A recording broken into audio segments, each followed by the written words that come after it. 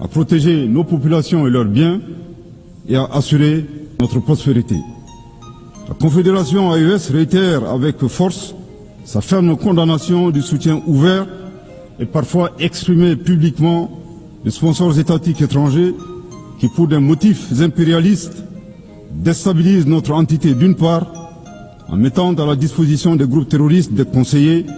des moyens logistiques et des armes et munitions, d'autre part en leur accordant un soutien politique et en leur offrant des bases arrières situées dans certains pays voisins en violation de toutes les règles internationales. Mesdames et messieurs,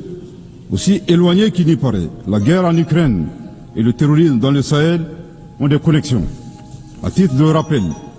après l'attaque terroriste contre une patrouille des forces de défense et de sécurité maliennes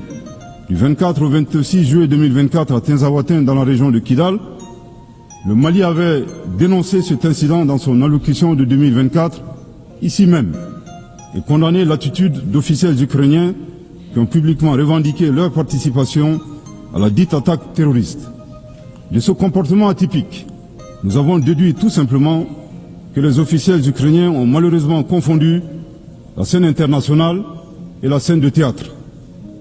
Une année plus tard, la situation s'est accrue avec le régime et le régime ukrainien est devenu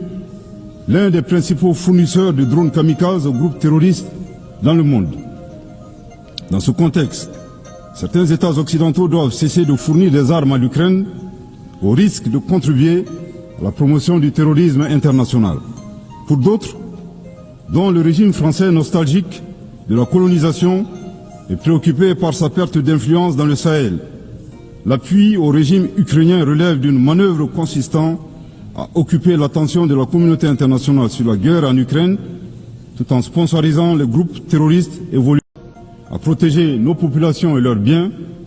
et à assurer notre prospérité. La Confédération AES réitère avec force